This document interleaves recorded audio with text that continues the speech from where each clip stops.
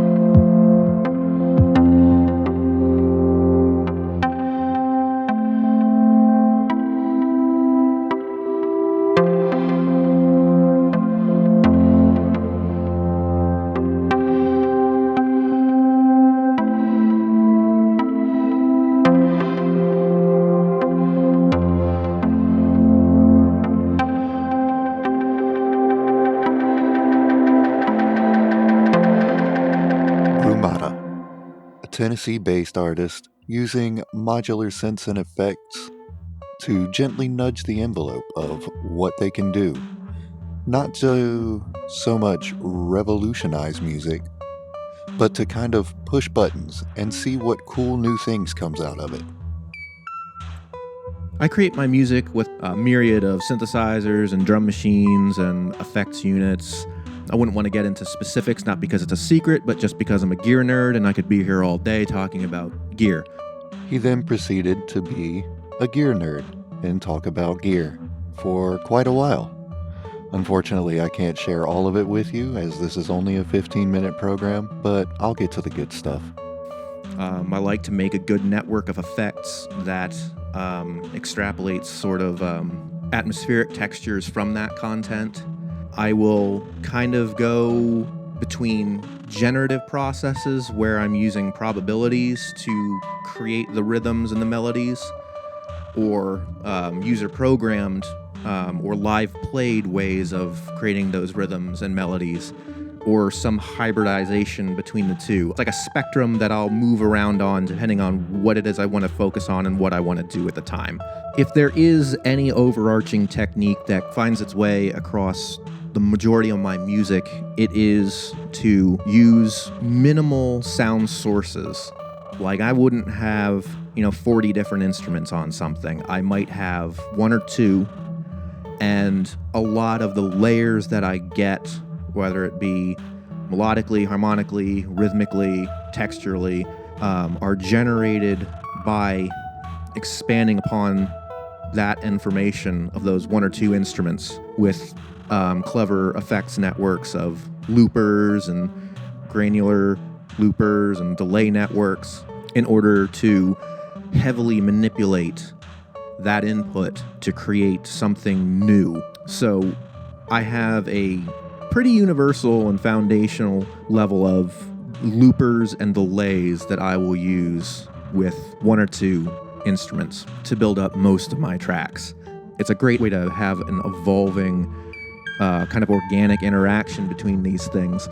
You can get away with a lot and get a lot of interesting results by just saying, these are all gonna be free running in different frames of time references, and create these really cool morphing environments over which I will then perform something live on a keyboard or whatever it may be at the time.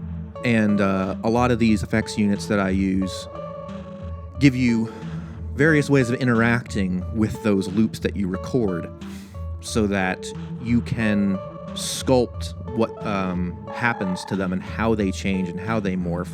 And it's not always a simple matter of, if I turn this knob, then it will sound like this, but you can get a good idea of what will happen in a vein of results. And I really, really enjoy that. All right, guys, that was Brumata talking about some of the methods and techniques and some of the trains of thought that go into making his music. If you enjoy today's music, check Brumata out on all of the music streaming services and on Bandcamp. It's Brumata. We got one more track from Brumata. We're going to close it out with Jupiter 6 Run.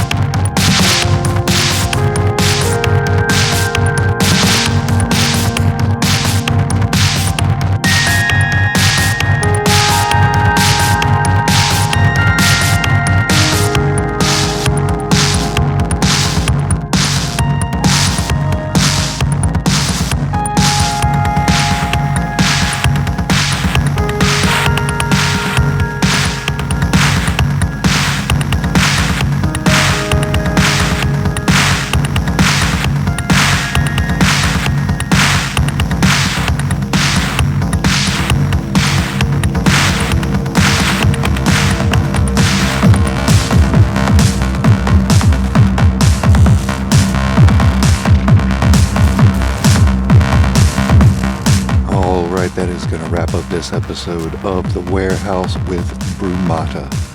Thanks for joining us, guys. Catch us every Saturday at 6:15 p.m. Eastern Standard Time for more music from independent artists. And if you are an artist and would like to be featured on an episode of The Warehouse, shoot me an email at shatteredviewmusic@gmail.com.